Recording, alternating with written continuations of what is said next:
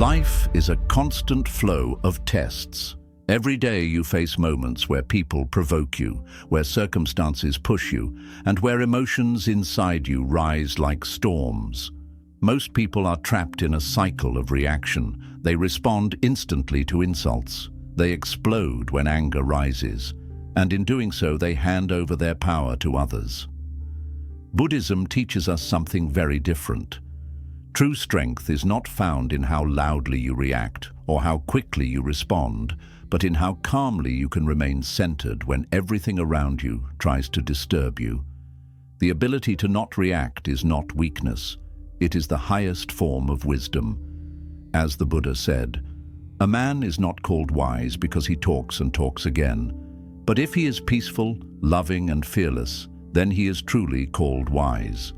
He also reminded us, "Better than 1,000 hollow words is one word that brings peace." In this teaching, we will uncover 7 powerful lessons about the power of not reacting and how to truly control your emotions.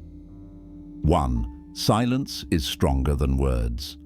When emotions boil over, the natural instinct for most people is to let their tongue run free. In moments of anger, frustration, or hurt, words spill out like arrows shot from a bow, sharp and unstoppable. But once spoken, those words cannot be withdrawn. They carve wounds that may take years to heal, and in many cases, they leave scars that never fade. A single angry outburst, lasting only seconds, can undo the trust and love that took years to build. This is why Buddhism places such importance on the discipline of silence. Silence is not emptiness, nor is it weakness. It is a deliberate choice, a form of strength that protects both you and others from harm. Choosing not to react with words in heated moments is not an act of cowardice. In fact, it requires far more strength to hold your tongue than to release it recklessly. Silence creates space. It allows your racing mind to slow down, your heart to settle, and your emotions to lose their grip on you. In that space, wisdom grows. You see more clearly, you understand more deeply, and you prevent yourself from making mistakes you will later regret. The angry man who shouts may believe he is strong, but the one who stays silent, calm, and composed is far stronger because he is in control of himself. Imagine a fire spreading through dry grass. Every harsh word spoken in anger is like throwing more wood into the flames, making them grow bigger and more destructive. But silence is like pouring cool water over the fire. It does not allow the blaze to grow. Instead, it weakens it until it eventually burns out on its own. This is the power of silence. It extinguishes conflict instead of feeding it. Think of the relationships in your life, family, friends, or colleagues. How many arguments could have been avoided? How many wounds could have been spared if silence had been chosen instead of harsh words? Silence preserves peace. It protects love. It guards your dignity. And most importantly, it prevents you from giving away your power to anger. When you speak in anger, you hand over control of your behavior to the emotion that controls you. But when you choose silence, you remain the master of yourself. True warriors are not those who fight every battle with their tongue or respond to every insult with louder words. True warriors are those who know when to speak and when to stay still. They understand that words have weight, and if they are thrown carelessly, they can crush even the strongest bonds. A wise person uses silence as a shield, a healer, and a source of strength. They know that silence speaks louder than anger, and its message is always stronger: calmness, patience, and self-mastery. Silence, then, is not the absence of power. It is power itself. It is the highest form of discipline, and discipline is always more powerful than impulse. Anyone can shout, anyone can argue, but it takes real strength, courage, and wisdom to remain still, to hold back, and to let silence speak on your behalf. The next time your emotions rise and you feel the urge to release them through words, remember this: silence will protect you, while anger will betray you. 2. The pause between stimulus and response. Life is filled with countless triggers. Someone cuts you off in traffic, a co-worker disrespects you in a meeting, your loved one says something careless, or plans suddenly collapse when you least expect it. These external events are what we call stimuli. They are not in your control, and they will continue to appear as long as you live. But the real story begins in how you respond to them. For most people, the reaction is instant. They shout when provoked. They slam the door when frustrated. They lash out when hurt.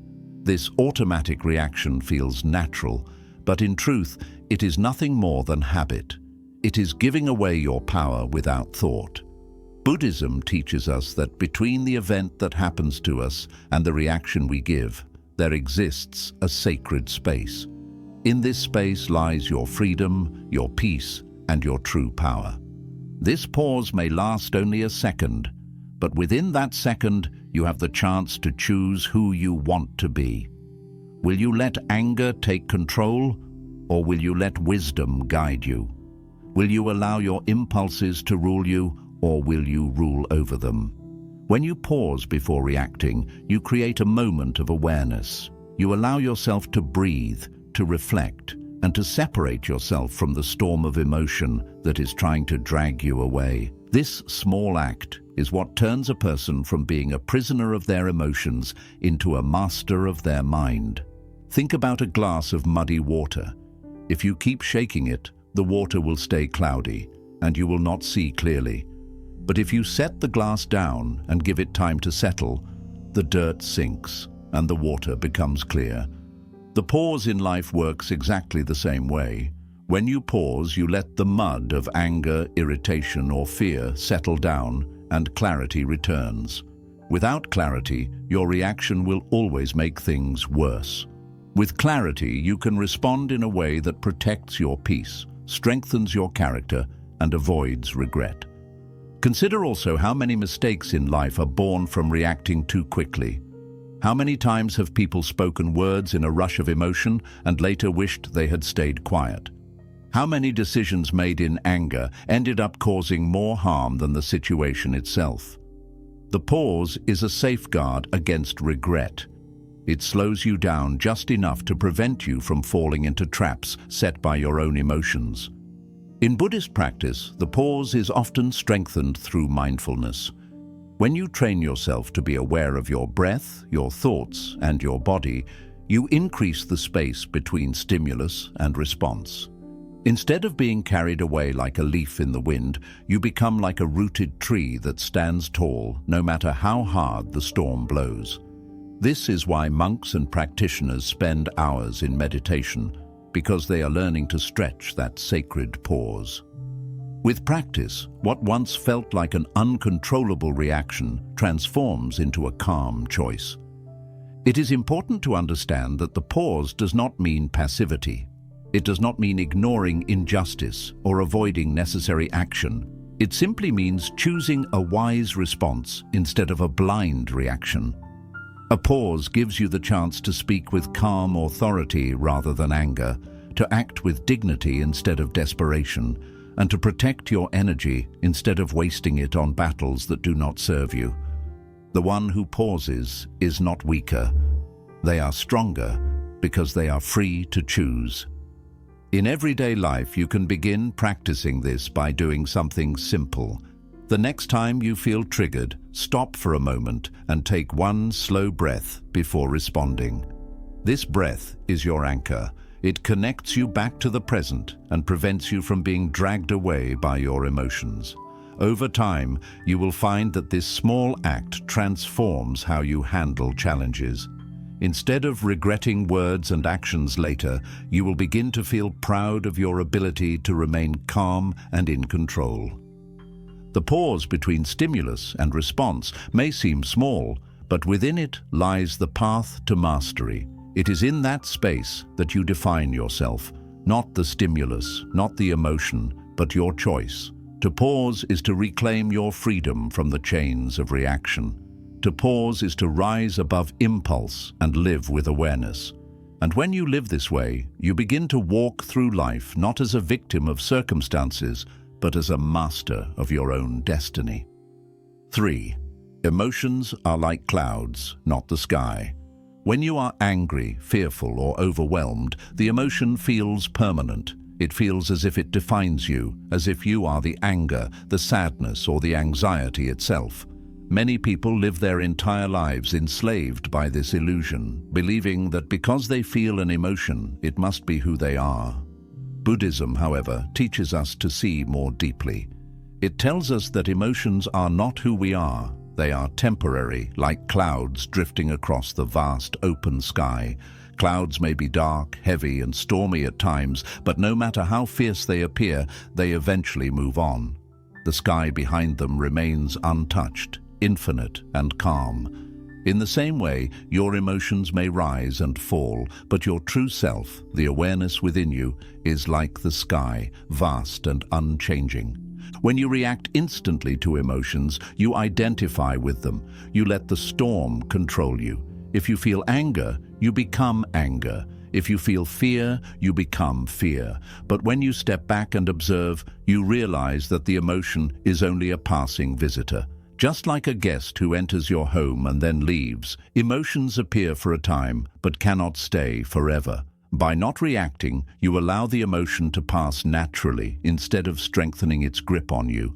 Anger that is expressed aggressively grows stronger.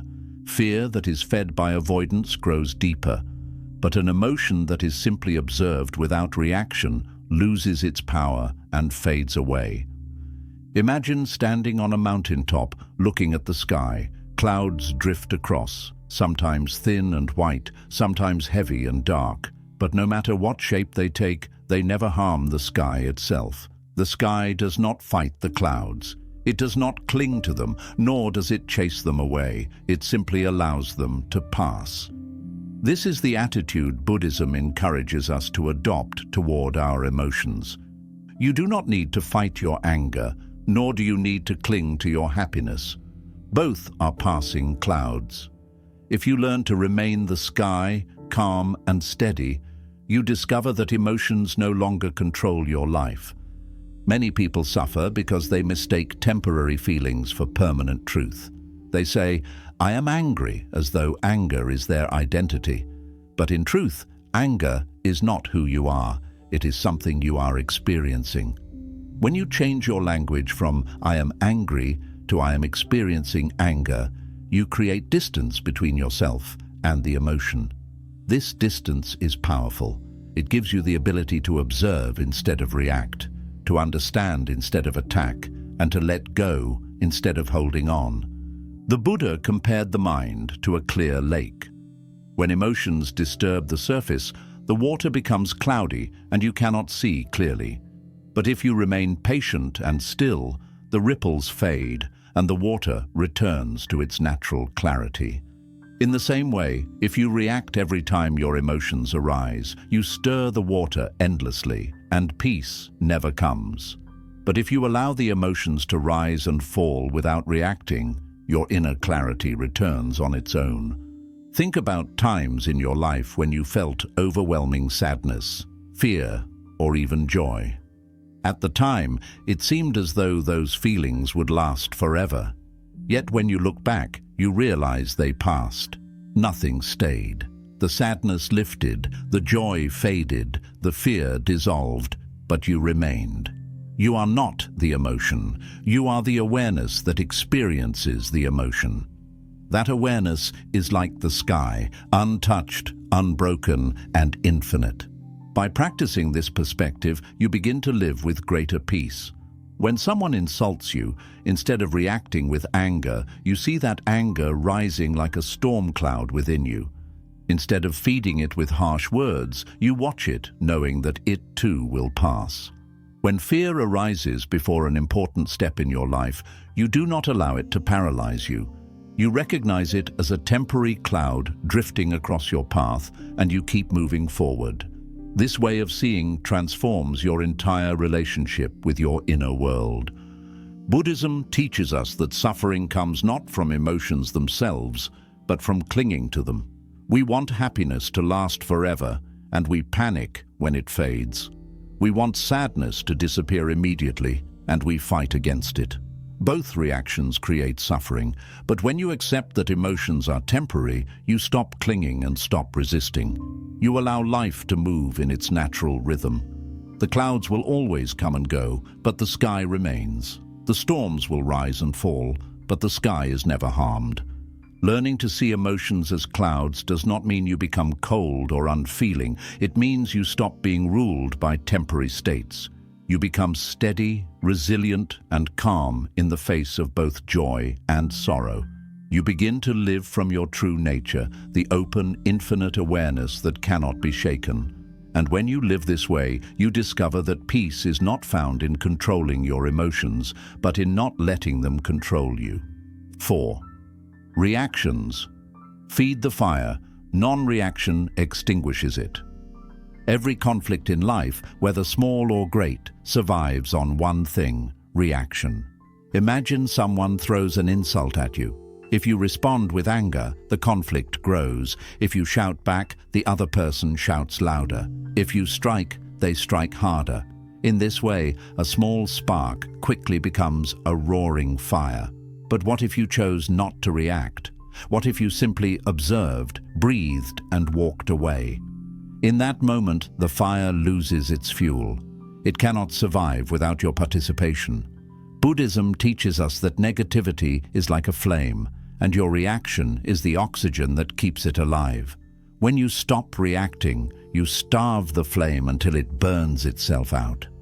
Think of an argument you may have witnessed, perhaps between two friends, family members, or even strangers.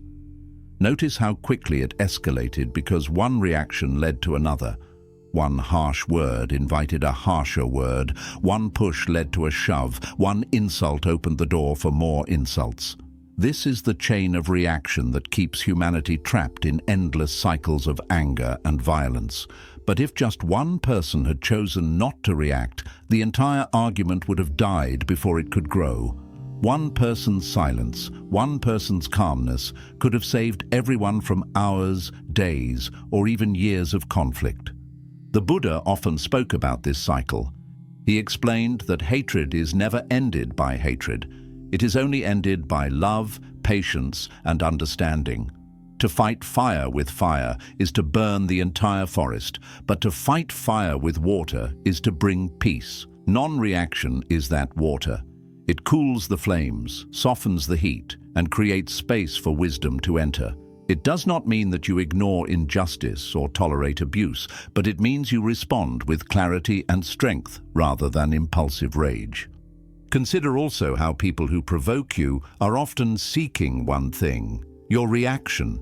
They want to disturb your peace because in that moment they feel powerful. When you give them that reaction, you hand over your control to them. They win and you lose, not because they hurt you, but because you allowed them to steal your calm. But when you remain silent and composed, when you do not give them the satisfaction of your anger, their power collapses. They cannot win against a person who refuses to play the game. Your non-reaction becomes your shield, and it also exposes the emptiness of their provocation. Look at history and you will see this principle at work. The greatest leaders were not those who reacted to every insult or attack, but those who knew when to hold back, when to remain calm, and when to act with wisdom rather than impulse. They understood that battles fueled by reaction never truly end. They only repeat in cycles. But when one side chooses stillness, the cycle is broken. That is the true victory because it ends the fire instead of keeping it alive. On a personal level, think about the times you reacted out of anger. Did it ever make the situation better? Perhaps you shouted, slammed a door, or sent a message you later regretted. At first, it may have felt powerful, but later it left you drained, embarrassed, and burdened with regret. Now think of a time when you chose not to react, when you let someone's words pass like wind, or when you walked away instead of engaging in conflict. At that moment, you may have seemed quiet or even weak to others, but deep inside, you felt lighter, freer, and at peace. That is the power of non-reaction. Buddhism uses many metaphors to explain this. One of them is the story of a man who is handed a hot coal by his enemy. If he takes the coal and throws it back, he burns his hand in the process. But if he chooses not to pick it up at all, the fire never touches him. Reactions are like that coal, painful to hold and destructive when thrown. But by not reacting, you refuse to carry the heat, and the fire dies in the enemy's hand. This lesson is not about running away from life's challenges. It is about choosing strength over weakness. Reaction is weakness because it means you are controlled by others. Non-reaction is strength because it means you are in control of yourself. A calm man cannot be manipulated, cannot be disturbed, cannot be broken, because his peace no longer depends on what others say or do. The next time someone tries to provoke you, remember this truth. Every time you react in anger, you feed the fire. But every time you choose not to react, you take away its oxygen. Let the fire die on its own, and you will discover a freedom and peace far greater than the temporary satisfaction of shouting back. That is the essence of Buddhist wisdom, not to fuel the storms of life, but to let them pass until the sky becomes clear again. 5. Not reacting protects your energy. Every person on this earth has a limited store of energy each day. It is this energy that fuels your actions, your work, your focus, your creativity, and even your inner peace. But what most people don't realize is that the greatest thief of this energy is not physical labor, nor the long hours of work, but emotional reaction. Every time you react in anger, every time you allow yourself to be dragged into arguments, gossip, jealousy, or unnecessary fights, you are pouring your life energy into a black hole that gives you nothing in return. And because of this, people often feel drained, not because of the tasks they did, but because of the emotional battles they chose to fight. Buddhism teaches us that your energy is sacred, and protecting it is essential if you want to live a life of clarity, peace, and true growth. Think about how you feel after an argument. Even if you win the fight, even if you shouted louder or had the last word, how do you feel inside? Your heart races, your breathing is heavy, and your mind is restless. Hours later, the argument is still replaying in your head, stealing your focus and disturbing your peace. You cannot sit still, you cannot concentrate, and your energy feels drained. This is the cost of reaction. You may believe you gained something in that moment of release, but in reality, you lost far more: your calm, your clarity, and your power. Every reaction is like giving away a piece of yourself to something that never deserved it. Now compare that to the times you chose not to react. Perhaps someone insulted you, but you walked away. Perhaps someone provoked you, but you remained silent. In the moment, you may have felt your ego tugging at you, pushing you to fight back.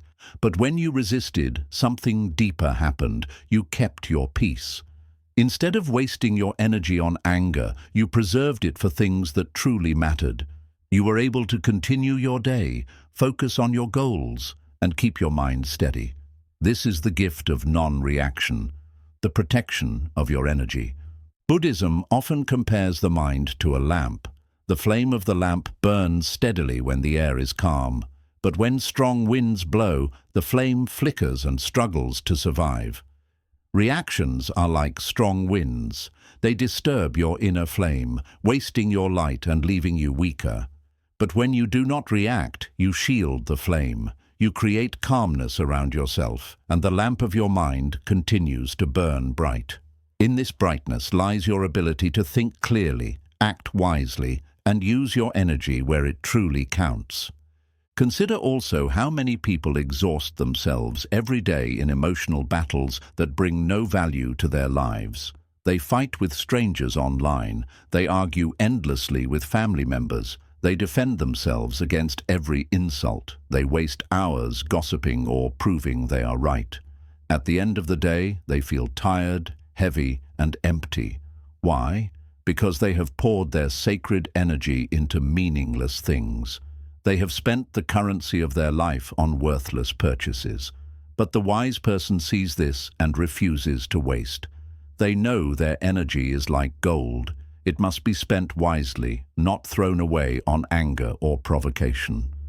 In Buddhist practice, protecting energy is not about isolation from people or problems, but about choosing your battles with awareness.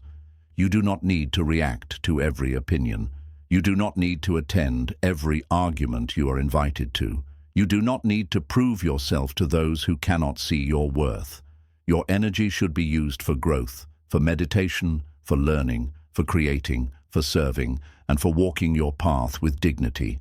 The moment you understand this, you begin to live differently. You start valuing your peace more than your pride. You stop defending your ego and start protecting your soul. Another way to understand this is through the example of water. A river that flows strongly and steadily creates life all around it. But if that same river is scattered into 1,000 tiny streams, its power is lost. It no longer nourishes the land, and it dries up quickly. Your energy is exactly the same. When it is focused and preserved, it is powerful and creative. But when it is scattered into endless reactions, anger here, gossip there, jealousy over here, it loses all strength. By not reacting, you keep your river flowing strong, and this strength becomes the foundation of your success, your peace, and your spiritual growth. There is also a deep connection between energy and health. Science has shown that anger and stress directly affect the body, raising blood pressure, weakening the immune system, and draining vitality. People who constantly react emotionally often live with tension in their bodies, headaches, fatigue, and even illness. But those who practice non-reaction are healthier because they do not allow stress to consume them. Their bodies remain calm, their minds remain light, and their energy flows naturally instead of being blocked by constant emotional turbulence. In this way, protecting your energy is not only about spiritual growth, but also about physical well-being. Buddhism reminds us that inner peace is not about controlling the world, but about controlling yourself. You cannot stop people from insulting you. You cannot stop life from throwing challenges at you. But you can stop yourself from reacting, and in doing so, you protect your energy from being wasted. Imagine a warrior going into battle with a limited supply of arrows. If he wastes them on meaningless targets, he will have nothing left when the true enemy appears. Life is the same. If you waste your energy on every little provocation, you will have nothing left for the moments that truly matter. So, how do you practice protecting your energy through non-reaction? It begins with awareness. The next time you feel provoked, notice the rise of emotion within you. Notice the urge to react, the heat in your chest, the racing of your thoughts. Then pause. Remind yourself, my energy is sacred. I will not waste it here. Take a breath, walk away if needed, or remain silent. This small act will feel difficult at first, but with practice, it becomes natural. Over time, you will begin to feel the difference. Instead of ending your days exhausted and drained, you will feel lighter, calmer, and more focused because your energy was not wasted on meaningless conflicts. Protecting your energy through non-reaction also transforms your relationships. People will see that you are not easily shaken, not easily provoked. They will begin to respect your calmness, and many will stop trying to disturb you because they know it no longer works. You will notice that your presence itself becomes more peaceful, more powerful, because you no longer pour yourself into chaos. People are drawn to those who protect their energy, because such people carry an aura of strength and serenity that is rare in this world. Ultimately, not reacting is not about ignoring life. It is about valuing your life enough to not waste it. Your time, your peace, your focus, and your energy are precious. Once given away in reaction, they cannot be returned. But when preserved, they become the foundation of a life filled with clarity, wisdom, and strength. As the Buddha taught, if a man speaks or acts with an impure mind, suffering follows him as the wheel of the cart follows the foot of the ox. If a man speaks or acts with a pure mind, happiness follows him like his own shadow. By not reacting, you keep your mind pure, your energy protected, and your path clear. So remember this truth. Every reaction is a transaction. You are paying with your energy, and the price is almost always too high. Choose instead to protect your energy, to spend it only on what matters, and to let go of the meaningless battles that drain your soul. In this choice lies your freedom, your peace, and your true power. 6. Compassion is born in stillness. One of the most misunderstood ideas about compassion is that it is something you must force upon yourself, a duty to be kind even when you don't feel like it, or a weakness that makes you vulnerable to others taking advantage of you. But Buddhism teaches something far deeper. True compassion is not an act of force, nor is it weakness. It is a natural expression that arises from stillness. When your mind is calm and your heart is steady, compassion flows effortlessly like water from a spring. It is not manufactured, it is revealed.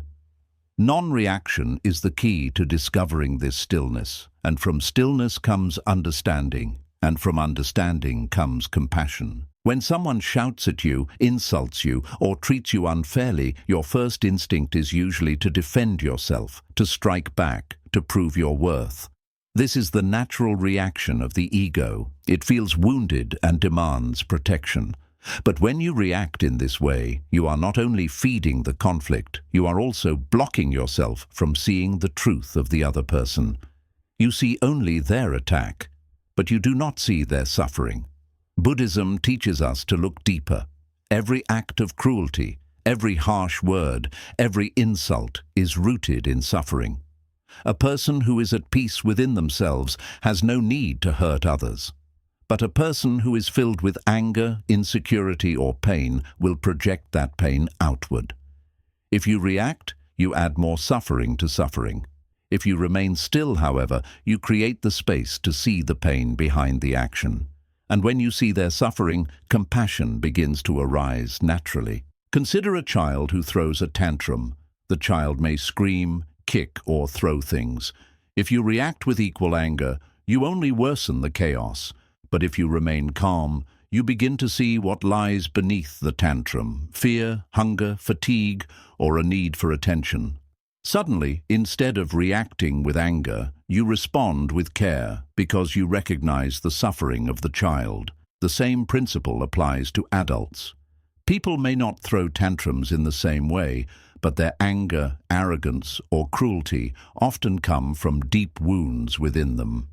If you meet their wounds with reaction, you deepen them. If you meet them with stillness, you open the possibility of healing. Stillness allows you to break free from the illusion of the self. When someone hurts you, the ego screams, "They are attacking me. I must defend myself." But in stillness, you realize there is no me to defend. There is only awareness observing the situation. This shift is powerful. When the ego dissolves, compassion arises because you stop seeing others as enemies and start seeing them as human beings caught in their own struggles. Their anger no longer feels personal. It feels like a cry for help. You begin to recognize that just like you, they seek happiness, and just like you, they suffer when they cannot find it. In this recognition, you find empathy, and empathy blossoms into compassion. The Buddha often spoke about the chain of suffering. He explained that anger leads to more anger, hatred leads to more hatred, and violence leads to more violence. If no one chooses stillness, the chain continues endlessly. But if one person chooses not to react, if one person chooses to be still, the chain is broken. This breaking of the chain is not done with force, but with compassion. It is as if someone has been passing along a burning torch of anger from one person to another, and finally, one person chooses not to take it. The flame goes out, and peace returns. Compassion is what allows you to refuse the torch. It allows you to say, "I see your suffering, but I will not add my own fire to it." Think also of how compassion transforms relationships. In many families, small arguments grow into lifelong resentments because no one chooses stillness. Each person reacts to the other, feeding the fire again and again. But when one person practices non-reaction and compassion, the cycle begins to dissolve. For example, when a parent remains calm instead of shouting back at their rebellious child, the child eventually feels safe enough to open their heart. When a partner responds with patience instead of anger during conflict, the relationship becomes a place of healing rather than destruction. Compassion born from stillness is not only spiritual, it is practical. It saves relationships, it heals wounds, and it brings harmony where there was once division. Another layer of this teaching is that compassion does not mean weakness or allowing others to harm you. Many people confuse compassion with passivity. They think that to be compassionate means to let others walk over you. But true compassion is wise and strong.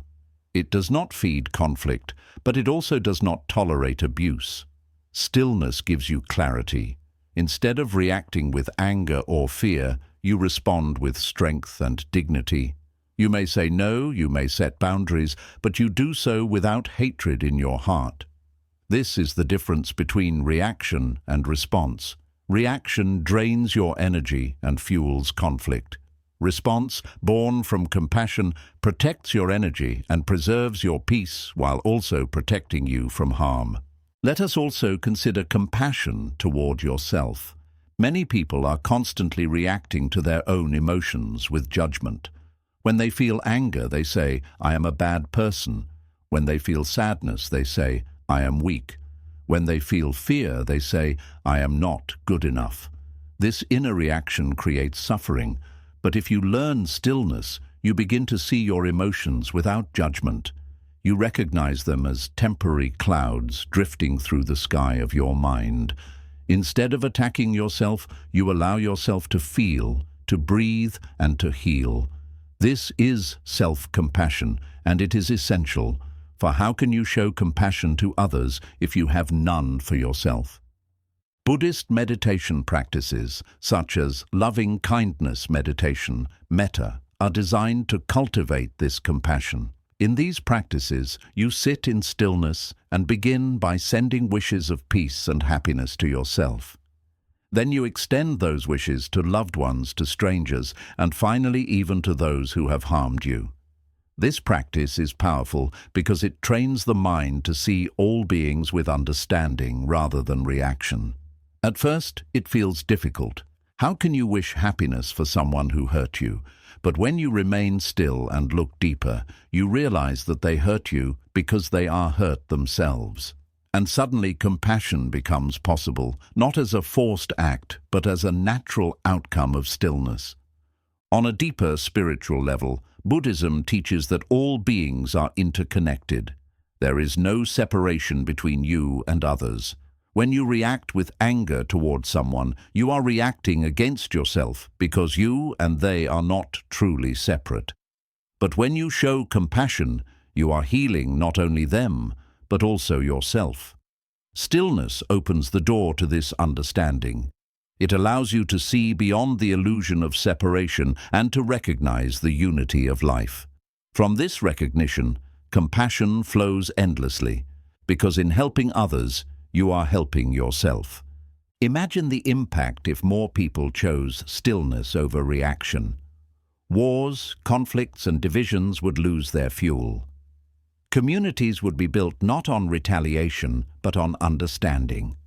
Families would grow stronger, friendships would deepen, and workplaces would become places of cooperation instead of competition. Compassion has the power to transform the world, but it begins with a single choice: to remain still when provoked, to pause instead of reacting, to look deeper instead of striking back. The greatest gift of compassion is that it frees you from the burden of hatred. Hatred is heavy. It poisons the heart and clouds the mind. When you carry hatred, you are never at peace, because you are always chained to the one who hurt you. But compassion breaks those chains. It allows you to let go, not because the other person deserves forgiveness, but because you deserve peace. Stillness makes this possible. In stillness, you realize that holding on to anger only hurts you, while letting it go through compassion heals you. As the Buddha said, hatred does not cease by hatred, but only by love. This is the eternal law. This is not just a poetic statement, it is a guide for life. The law of the universe is that hatred multiplies when it is met with hatred, but it dissolves when it is met with compassion. And compassion is born not in the heat of reaction, but in the coolness of stillness. So the next time you are provoked, remember this. You are standing at a crossroads. One path leads to reaction, to anger, to conflict, and to wasted energy. The other path leads to stillness, to understanding, and to compassion. If you choose stillness, you will discover that compassion is not something you must force. It is something that flows naturally from the quiet strength of your heart. And when compassion flows, you not only free others from suffering, but you also free yourself. 7. Mastery of self is true freedom. Freedom is one of the deepest desires of the human heart.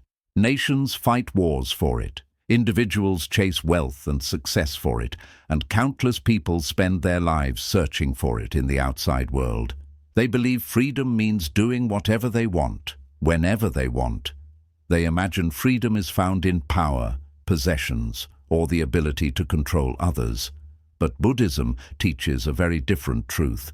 Real freedom is not found outside, it is found within. True freedom is not about controlling the world. It is about mastering yourself. And the greatest prison is not the walls built by others, but the chains of your own uncontrolled emotions. Think carefully about this. If every insult makes you angry, are you free? If every disappointment fills you with despair, are you free? If every opinion of others shakes you, if every failure breaks you, if every fear stops you, can you truly call yourself free? No matter how much money you earn, no matter how powerful your position, if your emotions control you, you are a prisoner. The world does not need to chain you, because you are already chained by your reactions. This is why mastery of self is the highest form of freedom. Buddhism teaches that the mind, when uncontrolled, is like a wild elephant. It destroys everything in its path, it creates fear wherever it goes, and it cannot be trusted. But when trained, the same elephant becomes a powerful ally. It can carry great loads, it can move with strength and grace, and it can be guided with ease. Your emotions and your impulses are the same.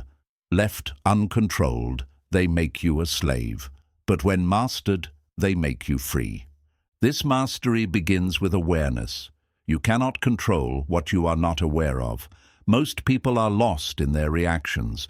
They do not even realize when anger takes over, when jealousy poisons their thoughts, or when fear stops them from moving forward. They are swept away like leaves in the wind, and afterward they wonder why their lives feel unstable. But when you begin to observe yourself, your thoughts, your feelings, your urges, you begin to see the patterns. You begin to notice the rise of anger before it explodes, the stirring of fear before it paralyzes you. In this awareness lies the seed of mastery. You cannot always control what arises, but you can control whether you feed it or let it pass. Think of a man holding a cup of hot tea. If he grips it carelessly, he burns himself. But if he holds it mindfully, he enjoys its warmth without harm. Emotions are the same. Without awareness, they burn you. With awareness, you can hold them, observe them, and release them when necessary. Mastery of self does not mean suppressing emotions. It means guiding them wisely. It means choosing your response rather than being controlled by your reaction. The Buddha once said, "Better it is to conquer yourself than to conquer 1,000 men in battle. Then the victory is yours. It cannot be taken from you, not by angels or by demons, heaven or hell." This statement reveals the heart of true freedom. You may conquer the world, but if you cannot conquer yourself, you are still a slave. But if you master yourself, you have achieved the only victory that matters, because no one, not life, not death, not any external force, can take it away. When you master yourself, life changes in ways you cannot imagine. Suddenly, insults no longer shake you, because you do not need the approval of others to know your worth. Failures no longer destroy you, because you see them as lessons instead of disasters. Fear no longer stops you, because you recognize it as a passing cloud rather than a permanent reality. Even happiness and sadness no longer control you, because you see them as temporary states, not as the foundation of who you are. You move through life with balance, steady like a mountain, untouched by the storms that come and go. This is true freedom, the freedom to remain yourself no matter what the world throws at you. But mastery of self is not achieved overnight. It requires practice, patience, and persistence. Meditation is one of the key tools Buddhism offers for this mastery. When you sit in silence and observe your breath, your thoughts, and your emotions, you are training your mind to remain calm. At first, it is difficult because the mind wants to wander, to react, to chase every thought. But with time, you learn to remain still. You learn to watch without reacting. This practice on the meditation cushion becomes a skill in daily life. When someone insults you, you are able to observe the rise of anger without becoming it. When fear appears, you see it clearly without letting it paralyze you. Meditation strengthens the muscle of awareness, and awareness is the foundation of mastery. Another important aspect of self-mastery is discipline. Without discipline, the mind and body fall into chaos. Discipline is not punishment. It is a form of freedom. For example, if you have the discipline to wake up early, your mornings become calm and powerful instead of rushed and reactive. If you have the discipline to control your speech, you avoid words that create regret and pain. If you have the discipline to control your desires, you avoid addictions and habits that weaken your spirit. Discipline is the path to mastery, and mastery is the path to freedom. Let us also consider how mastery of self transforms your relationships. A person who reacts to every emotion creates endless conflict with others. They argue, they blame, they fight, and they wound. But a person who has mastered themselves brings peace wherever they go. They do not react to insults, so they do not fuel arguments. They do not react to fear, so they inspire courage in others. They do not react to anger, so they create calm in tense situations. People begin to trust them, to respect them, to feel safe around them. In this way, mastery of self not only frees you, but also frees those around you from the chains of unnecessary conflict. On a deeper level, mastery of self connects you to your true nature. You begin to realize that you are not your anger, your fear, your sadness, or even your joy. You are the awareness behind them, the vast sky that holds them all. When you identify with emotions, you are bound. When you recognize yourself as awareness, you are free. This is why the Buddha taught that liberation does not come from changing the world, but from changing your relationship with your own mind. Mastery of self also gives you resilience in the face of life's greatest challenges. Loss, illness, betrayal, disappointment, these things will come because they are part of the human experience. But if you have mastered yourself, they cannot break you. You may feel the pain, but you do not become the pain. You may experience grief, but you do not drown in it. You remain steady like a tree whose roots go deep into the earth. The storm may shake its branches, but the tree stands firm. This is the gift of self-mastery, the ability to endure life's storms without losing your center. Imagine a person who has mastered themselves walking through the world. They are calm, but not passive. They are strong, but not arrogant. They are compassionate, but not naive. Their power is not loud, but it is undeniable. Nothing outside them can control them because they control themselves. This is what it means to be truly free. So how can you begin to walk this path of mastery?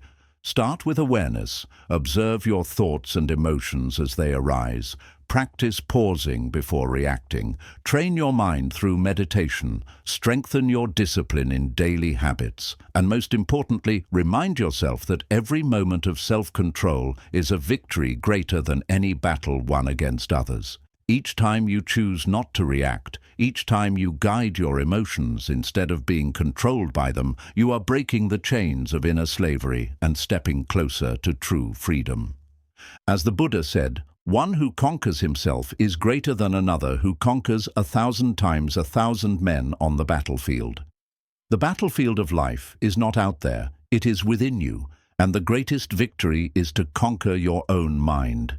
When you achieve this, you discover a freedom so profound that nothing in the outside world can ever take it away. True freedom is not found in wealth, in power, or in control of others. True freedom is the mastery of self, the calmness to remain steady, the strength to remain centered, and the wisdom to remain free from the chains of reaction. When you reach this state, you are no longer a prisoner of your emotions. You are free, not because the world has changed, but because you have changed. And that is the highest form of victory, the deepest kind of peace, and the only freedom worth seeking. 8. The strength of letting go of control.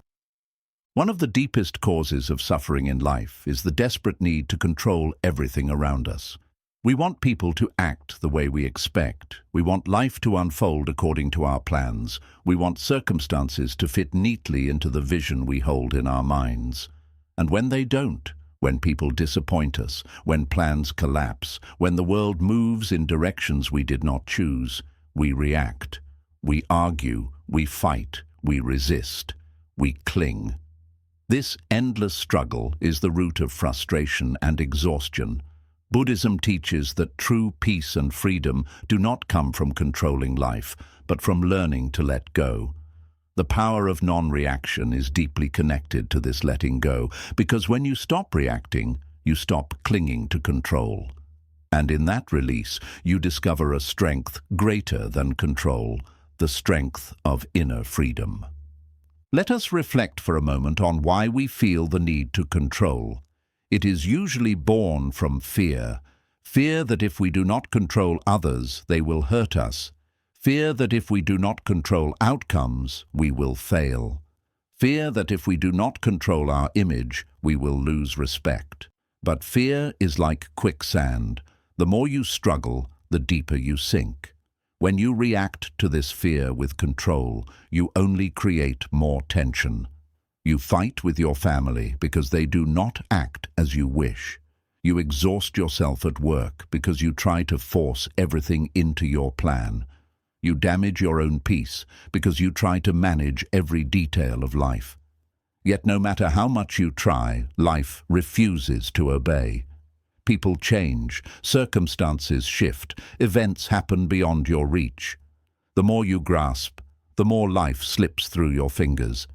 Now imagine doing the opposite. Imagine letting go. Instead of reacting to every unexpected turn with anger or panic, you breathe and allow life to move. You do your part with effort and wisdom, but you release the desperate need for control over things that are beyond you. Suddenly, the burden on your shoulders lightens. Suddenly, peace enters where there was once only tension. Letting go does not mean becoming passive. It means recognizing the boundary between what you can control and what you cannot. And when you stop wasting your energy on what is beyond you, you gain immense power over what is within you. Buddhism explains this through the concept of attachment. Attachment is not love, nor is it care. It is the clinging need for things to be a certain way. We become attached to people, wanting them to act only as we desire. We become attached to outcomes, believing happiness lies only in success. We become attached to possessions, fearing their loss will destroy us. These attachments bind us, and when reality does not match them, we suffer. But when we let go of attachment, we also let go of suffering. We stop reacting to every change as if it were the end of the world, and instead, we see change for what it is: natural, inevitable, and often a doorway to new growth. Consider the seasons. No matter how much you may love summer, it will always give way to autumn, winter, and spring. You cannot cling to one season forever. If you try, you only suffer. But if you accept the cycle, if you allow the seasons to move, you discover beauty in every stage. Life is the same. People will change, circumstances will shift, emotions will rise and fall. The one who reacts to these changes with resistance is always in pain, but the one who lets go and flows with the rhythm of life discovers peace. Think about a river. If you stand in the middle and try to push the water back, you will exhaust yourself and achieve nothing. But if you flow with it, the river carries you with ease. Life is that river. Control is trying to push it back. Letting go is learning to float. And it is in floating that you conserve your energy, preserve your peace, and discover strength. Letting go also transforms your relationships. Much of the conflict between people is born from the need to control each other. Parents try to control children, partners try to control one another, friends try to control each other's choices. These attempts are almost always born from love mixed with fear, but they create distance, resentment, and pain. When you let go, you replace control with trust. You allow people to be who they are, and in doing so, you give them the freedom to grow. This freedom builds deeper bonds than control ever could. You stop reacting to every mistake with anger, and instead you respond with patience. You stop clinging to the illusion that love means control, and you begin to see that true love is freedom.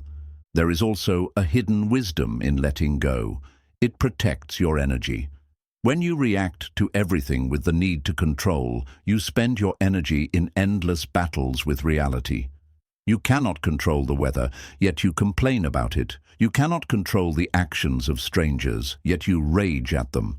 You cannot control every outcome of your work, yet you stress yourself into exhaustion. All this energy is wasted because reality does not bend to control. It only bends to acceptance. When you let go, you stop pouring your energy into walls that will never move. Instead, you direct it inward, strengthening your calmness, your awareness, and your wisdom.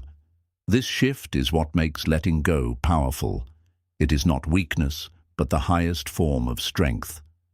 Stillness is the soil in which letting go grows. When you are restless, you cling more tightly. When you are reactive, you grasp more desperately. But when you remain still, you see more clearly. You recognize what is yours to control, your thoughts, your actions, your choices, and what is not. You stop reacting to the uncontrollable and begin focusing on mastering yourself. In this mastery, you find freedom. You cannot stop storms from coming, but you can master the art of standing firm. You cannot prevent people from changing, but you can master your ability to love them without conditions. You cannot control the flow of time, but you can master the way you live in each moment. There is a Buddhist story about a monk who was insulted harshly by a man in the village. The villagers expected the monk to react, to defend himself, to fight back. But the monk remained silent and calm. When asked later why he did not respond, he said, "If someone offers you a gift and you refuse to accept it, who does the gift belong to?" The villagers replied, "It belongs to the giver." The monk smiled and said, "Then I refuse to accept his anger. Let it remain with him." This is the essence of letting go. Reaction is acceptance of the gift of anger. Non-reaction is refusal. You do not carry the burden of another's poison. You let it remain with them. Letting go also applies to the past. How many people are trapped because they keep reacting to memories? They replay old mistakes, old betrayals, old disappointments. Each memory is like a wound they keep reopening. The past cannot be controlled, yet people spend their present energy reacting to it. Letting go of the past means refusing to waste today's peace on yesterday's pain. It means accepting that the river has already flowed, and clinging to it will not bring it back. Non-reaction to the past is the doorway to freedom in the present. The same applies to the future. Many people are consumed with anxiety because they are constantly reacting to fears of what might happen. They try to control tomorrow before it arrives, forgetting that tomorrow is beyond their reach. The Buddha taught that anxiety is born from clinging to what has not yet happened. By letting go, you anchor yourself in the present, the only place where life truly exists. This is not carelessness, it is wisdom. You plan, you prepare, you act with responsibility, but you do not cling to outcomes you cannot control. In this way, you free yourself from the prison of fear. Ultimately, letting go of control is not giving up, it is waking up.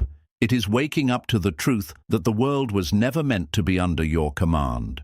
It is waking up to the truth that peace comes not from bending life to your will, but from flowing with it as it is.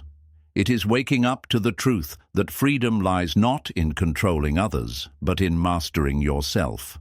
When you let go, you discover a profound truth. The less you cling, the lighter you become. The less you react, the freer you feel. The less you try to control life, the more life opens its beauty to you. In this way, letting go becomes not a loss, but a gain. It is the gain of peace, the gain of energy, the gain of true freedom. As the Buddha said, you only lose what you cling to. Letting go is not losing. It is releasing the illusion of control so you can gain the reality of peace. And when you master the art of letting go, you discover that non-reaction is not emptiness, it is fullness. It is the fullness of freedom, compassion, and wisdom. 9. Peace is found in surrender, not in resistance. Human beings spend most of their lives resisting reality. We resist pain, resist change, resist disappointment, resist the flow of life when it does not match our expectations. We resist aging. We resist loss. We resist uncertainty. This resistance takes many forms: anger, frustration, denial, complaint, or endless struggle. We believe that by resisting, we are fighting for our peace. But in truth, resistance is the very force that destroys our peace. Buddhism teaches that true peace is not found in resistance, but in surrender. Surrender does not mean weakness, nor does it mean giving up. It means opening your heart to life as it is, instead of endlessly fighting against what cannot be changed. Imagine standing in the middle of a river as the current rushes against you. If you try to resist the flow, you push with all your strength, you strain every muscle, and you feel exhausted. Yet, despite all your effort, the river continues moving, indifferent to your struggle. But if you surrender to the flow and allow yourself to move with it, suddenly the exhaustion ends. You discover that the river carries you instead of crushing you. Life is that river. Resistance is trying to push it back. Surrender is flowing with it. And it is only in surrender that peace is possible. This does not mean that you stop living with intention or responsibility. Buddhism does not teach passivity. Rather, it teaches acceptance of what is beyond your control and wise action within what is. Resistance wastes energy on the immovable. Surrender conserves energy for the meaningful. When you surrender to life, you stop reacting to every challenge with anger. You stop wasting your strength on what cannot be changed, and you begin to move gracefully with the rhythm of reality. Think of pain. When pain arises, most people resist it. They complain, they curse it, they wish it away. This resistance does not remove the pain, it magnifies it. The Buddha compared this to being struck by two arrows. The first arrow is the pain itself, which is unavoidable. The second arrow is our resistance to the pain, our anger, our fear, our complaint. While the first arrow is beyond our control, the second arrow is self-inflicted. When you surrender to pain instead of resisting it, you remove the second arrow. You still feel the experience, but you do not add suffering to it. This is the power of surrender. It dissolves unnecessary suffering. Surrender also transforms how you see change. Life is impermanent. This is one of the central truths of Buddhism. Everything changes. People age, relationships evolve, seasons pass, fortunes rise and fall, and even your own thoughts and emotions are constantly shifting. When you resist this truth, you suffer. You cling to youth and resent old age. You cling to success and despair in failure. You cling to people and break when they leave. But when you surrender to impermanence, you stop fighting against the natural law of life. You begin to see beauty in change, wisdom in endings, and hope in beginnings. Instead of reacting with fear, you flow with acceptance. And in this acceptance, you find peace. Consider also how surrender affects relationships. Many conflicts arise because people resist the reality of who others are. A parent resists the individuality of their child and tries to force them into a mold. A partner resists the flaws of their loved one and tries to control them. A friend resists the choices of another and reacts with anger. All of this resistance creates tension, resentment, and distance. But when you surrender to the truth that others are who they are, not who you wish them to be, you stop reacting with control and criticism. You begin to love with acceptance instead of conditions. You begin to see others not as enemies of your expectations, but as fellow travelers on their own unique path. This shift is profound. It turns conflict into compassion and resistance into connection. Surrender also protects your energy. Resistance consumes enormous strength because it is a constant fight against reality. You may resist traffic, resist weather, resist outcomes, resist people, but in every case, your resistance does not change the reality, it only drains you. This is why so many people feel exhausted even without physical effort, because their minds are constantly at war with life. But when you surrender, you conserve your energy. You accept traffic, you accept weather, you accept outcomes you cannot change. Your mind remains calm, your body remains at ease, and your energy is preserved for what truly matters. This is why surrender is not weakness. It is strength, because it allows you to direct your power where it is most effective. One of the greatest fears people have about surrender is that it means giving up control. But the truth is that you never had control in the first place. You cannot control the thoughts of others, the events of tomorrow, or the flow of time. What you can control is your own mind, your own response, your own choices. Surrender is not abandoning effort, it is focusing effort where it truly counts. It is the wisdom to stop reacting to what is beyond you and to start mastering what is within you. There is also a deep connection between surrender and compassion. When you surrender to the truth that everyone is fighting their own battles, you stop reacting with judgment. You realize that others are not obstacles to your peace but beings, like you, who suffer and seek happiness. Instead of resisting them, you surrender to the reality of their humanity, and compassion arises naturally. Stillness makes this surrender possible, because only in stillness can you see clearly enough to let go of resistance and embrace acceptance. Think of a lotus flower. It grows in muddy water, yet it remains pure and beautiful because it does not resist its environment. It simply surrenders to the conditions and blooms despite them. Your life can be the same. No matter the mud of circumstances, if you surrender instead of resist, you bloom with peace and beauty. Resistance would only drown you in the mud, but surrender lifts you above it. Buddhism often uses the image of an open hand and a closed fist. Resistance is the closed fist, tight, tense, unwilling to let go. Surrender is the open hand, relaxed, receptive, willing to release. The closed fist exhausts itself by clinging, but the open hand receives peace. This is why surrender is stronger than resistance. It is openness to the flow of life, and in openness, life reveals its gifts. Surrender also frees you from fear. Fear is always a reaction to what might happen, to outcomes you cannot control. But when you surrender, fear loses its grip because you accept life as it comes. You no longer resist uncertainty. You no longer demand guarantees. You trust the flow. You trust the moment. You trust your ability to remain calm no matter what arrives. This trust dissolves fear and replaces it with peace. Ultimately, surrender is the highest form of wisdom because it aligns you with reality. Resistance is a fight against what is. Surrender is harmony with what is. And when you live in harmony with reality, you stop wasting your life on battles that cannot be won. You stop reacting to the world with anger and frustration, and you begin responding with peace and wisdom.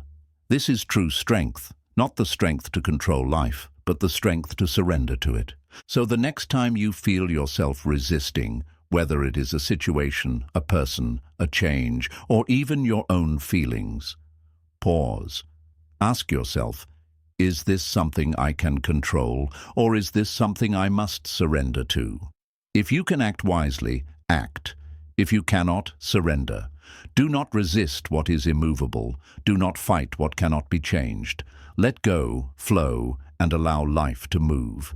In this way, you will discover that peace is not something to be fought for, it is something to be allowed. As the Buddha said, peace comes from within, do not seek it without. Peace does not come from controlling life or resisting it. It comes from surrendering to life as it is. And when you surrender, you discover that the very thing you were fighting for all along, peace, was waiting for you in the stillness of acceptance. 10. Inner stillness is the highest power. Power is one of the most misunderstood pursuits in the world. When people think of power, they imagine authority, wealth, influence, or the ability to dominate others. They see power as loud, forceful, and commanding. They believe the strongest person is the one who speaks the loudest, fights the hardest, or gains the most control. But Buddhism teaches a truth that turns this idea upside down. True power is not loud, it is quiet. True strength is not in control of others, but in mastery of yourself, and the highest power of all is not found in noise, reaction, or domination. It is found in stillness. What is stillness? It is the state of a mind that is not tossed around by every thought, not shaken by every emotion, not disturbed by every event. It is the calm center of a storm that remains untouched no matter how violently the winds blow. Stillness is not emptiness, it is fullness. It is not weakness, it is strength. It is the highest form of power because nothing outside of you can control it and nothing within you can disturb it.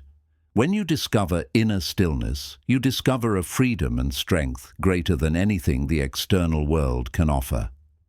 Think of the ocean. On the surface, waves rise and fall, storms crash and winds roar. But deep beneath, the water remains calm, steady, and silent. The ocean's true power lies not in the waves, but in its depth. Your mind is the same. On the surface, thoughts and emotions rise and fall, but deep within you lies an inner stillness that is unchanging. Most people live only on the surface, reacting to every wave, every storm, every disturbance. They are tossed around endlessly. But the one who learns to dive into the depth of stillness discovers a power beyond reaction. They no longer fear the waves because they are rooted in the calmness beneath them. Why is stillness the highest power? Because everything else can be taken away, but stillness cannot. Wealth can be lost, power can be stripped, health can fade, relationships can change, but the calmness of your own mind is yours forever, if you master it. This is why the Buddha placed so much emphasis on meditation. Meditation is the training ground for stillness. When you sit in silence and observe your breath, when you allow thoughts to rise and fall without reacting to them, you are strengthening your inner stillness. And this stillness, once strong, follows you into daily life. Suddenly, insults no longer wound you, failures no longer break you, fears no longer chain you, because your strength no longer depends on the outer world. It flows from the inner stillness you have cultivated. Stillness also gives you clarity. A restless mind is like muddy water. It cannot reflect reality clearly. But a still mind is like a calm lake. It reflects everything with precision. When you are still, you see situations as they are, not as your emotions distort them. You stop reacting blindly, and you begin responding wisely. This is power, the power to see clearly and act with wisdom instead of impulse. Leaders who lack stillness make reckless decisions, but leaders with stillness guide others with wisdom. Parents without stillness pass on their anger to their children, but parents with stillness teach by example. Stillness transforms not only your own life, but also the lives of those around you. Consider also how stillness protects your energy. A restless mind wastes energy on endless reactions: anger, jealousy, fear, anxiety. Each reaction is like pouring water into the sand. It disappears, leaving you drained. But a still mind preserves energy. It remains centered even in difficulty, and because of that, it has immense power when it is truly needed. This is why people who cultivate stillness often seem unshakable. They walk through storms with calm faces, not because life is easy for them, but because their inner energy is not wasted on reaction. Their stillness makes them powerful. There is also a hidden truth. Stillness is not passive, it is active power. Many people think that to be still is to do nothing, but this is a misunderstanding. True stillness is the ability to act without being disturbed by emotion. It is the ability to face difficulty without being shaken, to make decisions without being clouded by fear, to speak with authority without being trapped in anger. Stillness is not inaction. It is perfect action born from clarity. When you are still, you see the path clearly, and your actions carry immense strength because they are free from confusion. Buddhism teaches that suffering arises when the mind clings and resists, when it reacts without awareness. Stillness is the opposite. It is freedom from clinging, freedom from resistance. In stillness, you are no longer a prisoner of desire or fear. You are no longer chained by the need to control or the fear of loss. You are free, not because the world has changed, but because you are no longer moved by its storms. This is the highest form of freedom, and therefore the highest form of power. Think of historical figures who embodied stillness. They were not the loudest, nor the most aggressive, but their presence was undeniable. Their calmness inspired trust. Their stillness commanded respect. Why? Because people instinctively recognize that stillness is strength. A person who reacts to everything is easy to manipulate, but a person who remains calm cannot be controlled. This is why stillness is feared by the insecure and admired by the wise. It is unshakable power. On a personal level, cultivating stillness transforms your daily life. Imagine being stuck in traffic. Most people react with frustration, wasting energy on something they cannot control. But if you are still, you simply breathe and accept. Your peace is untouched. Or imagine someone insults you. Most people react with anger, handing over their power. But if you are still, the insult passes through you without leaving a mark. Your calmness remains. In each of these moments, you are stronger than those who react, because your power does not depend on them. It depends on your stillness. Stillness also deepens compassion. When your mind is restless, you see only yourself, your pain, your anger, your fear. But when your mind is still, you see others clearly. You recognize their suffering, you understand their struggles, and compassion arises naturally. This is why stillness and compassion are inseparable. The more still you are, the more love you carry, because your vision is no longer clouded by reaction. Compassion born from stillness is not forced. It flows effortlessly, like fragrance from a flower. Ultimately, stillness is the essence of enlightenment. The Buddha reached enlightenment not through noise, not through argument, not through endless reaction, but through stillness under the Bodhi tree. He discovered that within the stillness of his own mind lay the key to freedom from suffering. And his teaching to us is the same.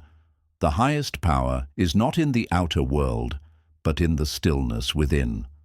When you find it, you no longer chase strength outside yourself, because you realize you already carry the greatest strength inside. So how can you cultivate this stillness? Begin with simple practices. Take moments each day to sit in silence, focusing on your breath. When thoughts arise, do not chase them. Let them pass like clouds across the sky. When emotions rise, do not react. Observe them as passing storms. When life challenges you, pause and remember, your stillness is your strength. Over time, this practice becomes your natural state. You move through the world calm, clear, and unshakable. As the Buddha said, better than 1,000 hollow words is one word that brings peace. Stillness is that word. Stillness is that peace. Stillness is that power. And when you master it, you discover that the highest form of strength is not in conquering others, but in conquering yourself. 11. Freedom from reaction is freedom from suffering. Every human being longs to be free from suffering. It does not matter where you live, what language you speak, or what your beliefs are. This longing is universal. Suffering, however, often feels inescapable. It shows up in the form of anger, fear, disappointment, jealousy, grief, and endless desire. People chase happiness in wealth, in relationships, in achievements, yet even when they obtain these things, suffering returns in new forms. Why? Because suffering does not come from the outside. It is born from within, and more specifically, suffering is born from reaction. When life throws challenges at you, it is not the challenge itself that creates suffering. It is your reaction to it. Pain is inevitable, but suffering is optional. Pain is the cut of the knife, but suffering is the way the mind keeps touching the wound, replaying it, resisting it, exaggerating it. The Buddha explained this with the parable of the two arrows. The first arrow is life itself, the difficulties, the losses, the struggles. The second arrow is your reaction, the anger, the resistance, the story you build around the pain. You cannot stop the first arrow, but you can stop the second. And it is the second arrow, the reaction, that truly keeps you in chains. Think about this in daily life. Someone insults you. The words are the first arrow. They sting for a moment, but then your mind reacts. You replay the insult. You imagine comebacks. You feel anger, resentment, or shame. Hours later, days later, even years later, you are still carrying the weight of that insult. The first arrow was brief, but your reaction made it endless. Or imagine losing something important, a job, a possession, even a person you love. The loss is the first arrow. But then your mind reacts with, "Why me? This shouldn't have happened. I will never recover." You resist reality, and in that resistance lies endless suffering. The first arrow was unavoidable, but the second arrow was your choice. This is why Buddhism emphasizes non-reaction as the path to liberation. When you stop reacting blindly, you stop shooting yourself with the second arrow. You feel the pain of life, but you do not multiply it with resistance and anger. You accept what comes, and in that acceptance, suffering dissolves. Non-reaction does not remove pain, but it removes the suffering built upon pain. This is the difference between living in bondage and living free. To understand this fully, you must see the nature of reaction. Reaction is always unconscious. It is an automatic response, born of habit and conditioning. Someone offends you, and before you know it, you are shouting back. A desire arises, and before you think, you are chasing it. Fear appears, and instantly you are paralyzed. Reaction is like being a puppet pulled by strings you cannot see.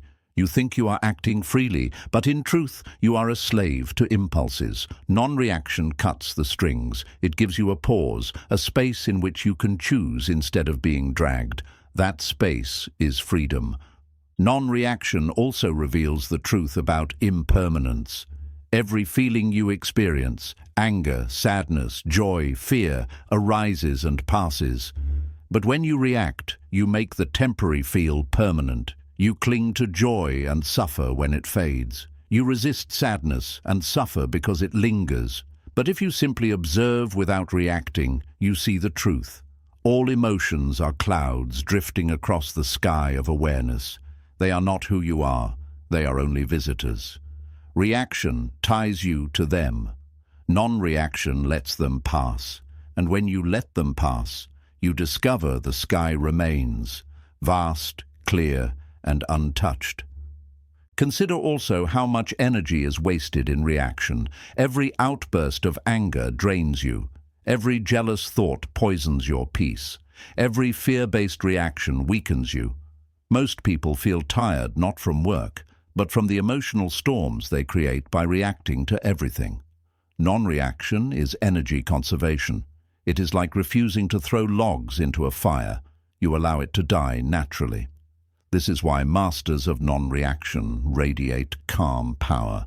They are not drained by every little event. They save their energy for wisdom, for compassion, for what truly matters. Freedom from reaction also brings freedom in relationships. Most conflicts between people are nothing more than chains of reaction. One person speaks harshly, the other reacts. The second reacts, the first reacts again. The cycle grows until both are consumed. Families break, friendships end, nations go to war, all because no one chose non-reaction. But imagine what happens when one person chooses differently. Someone insults you, but you do not react. Instead, you remain silent, or you respond calmly. The chain breaks, the fire dies, peace enters. This is not weakness, it is the greatest strength because it takes more courage to master yourself than to master others. Another dimension of freedom from reaction is freedom from desire. Desire itself is not the enemy. It is natural to want food when hungry, rest when tired, companionship when lonely. But when desire becomes attachment, reaction follows. You crave something, you don't get it, and you react with frustration. You get it, and you react with fear of losing it. Desire keeps you running in circles, chasing shadows, never satisfied. Non-reaction does not mean rejecting desire, it means not being enslaved by it. You can enjoy what life offers without clinging to it, and you can endure loss without collapsing. This balance is true freedom. Fear, too, loses its grip when you stop reacting. Fear thrives on reaction. Your mind imagines a future danger, and you react as if it is happening now. You suffer twice, once in imagination, once in reality. But when you do not react, fear loses its power. You see it as just another passing cloud. You act wisely if action is needed, but you do not let fear dictate your life. In this way, non-reaction frees you from the endless prison of what if. The deepest teaching of Buddhism is that suffering comes from ignorance, from not seeing reality clearly. Reaction clouds your vision. It makes you see enemies where there are none, obstacles where there are lessons, tragedies where there are transformations. Non-reaction clears the vision. It allows you to see things as they are, not as your emotions paint them. And when you see clearly, suffering dissolves. Because suffering is always a distortion, never the truth. Think of the Buddha's own journey.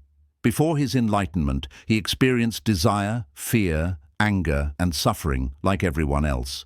But through meditation and stillness, he discovered that reaction was the root of suffering. By letting go of reaction, he let go of suffering. Enlightenment was not the escape from pain, it was the escape from reaction to pain. It was the realization that freedom is not found in controlling the world, but in mastering the mind. This is the path he offered to all of us, the path of non-reaction, the path of freedom from suffering. To practice this path, you begin with awareness. Each time you feel a reaction rising, pause, breathe, observe it. Ask yourself, is this reaction helping me or hurting me? Most of the time, you will see that reaction only deepens the problem. Then choose stillness instead. Choose silence, choose patience, choose compassion. At first, it feels difficult because your old habits are strong. But with practice, the pause becomes longer, the reactions weaker, and the freedom greater. Over time, you begin to live not as a puppet of emotions, but as the master of them. Imagine living this way. Insults no longer disturb you because you refuse to react. Failures no longer break you because you see them as lessons. Losses no longer destroy you because you accept impermanence. Fear no longer controls you because you recognize it as illusion. You walk through life steady, calm, free. This is the state of true power, not the power to control others, but the power to remain unshaken yourself. This is the state of true freedom, not the absence of pain, but the absence of suffering. As the Buddha said, you will not be punished for your anger, you will be punished by your anger. In the same way, you will not be punished by life itself, but by your reaction to life. The end of suffering is not the end of pain, but the end of reaction. This is the great liberation, to live free, not because the world is perfect, but because you no longer give it the power to chain you through your reactions.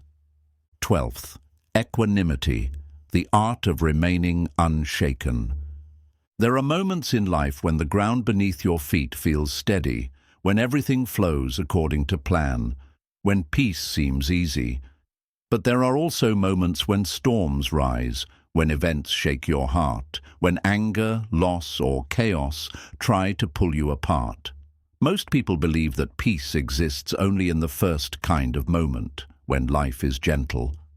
But Buddhism reveals a higher truth. Real peace is not the absence of storms, but the presence of balance within the storm.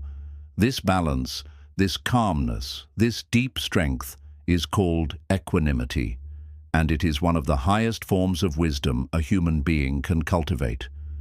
Equanimity means remaining unshaken, not because life is always kind, but because you have trained your mind to remain steady no matter what arises.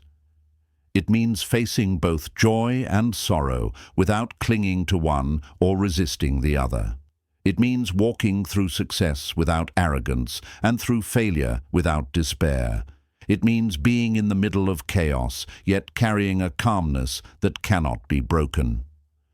In essence, equanimity is the art of not reacting, not with anger, not with greed, not with fear, but with deep understanding and inner balance. To understand equanimity, you must first see how imbalance controls most people. When life gives them pleasure, they cling to it desperately, afraid it will end. When life gives them pain, they resist it fiercely, wishing it away. This clinging and resisting is nothing more than reaction, and it is the root of suffering. People live like pendulums, swinging from joy to sorrow, from excitement to despair, never finding rest. Their peace depends entirely on circumstances, but equanimity frees you from this endless swing.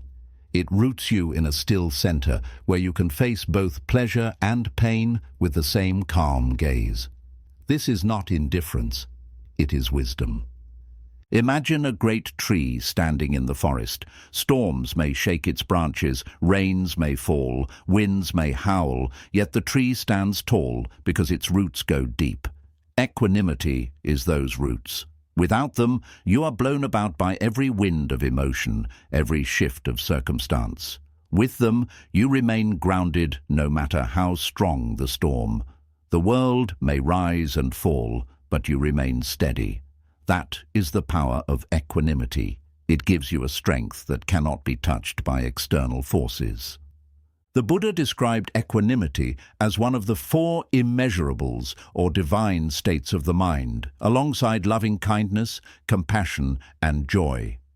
He explained that equanimity is the foundation that makes the other 3 possible. Without equanimity, love becomes attachment, compassion becomes exhaustion, and joy becomes dependency. But with equanimity, love is free, compassion is steady, and joy is unshakable. Equanimity ensures that your goodness is not fragile, but enduring, not reactive, but rooted. Let us look at how equanimity transforms your daily life. When someone criticizes you, the reactive mind feels wounded.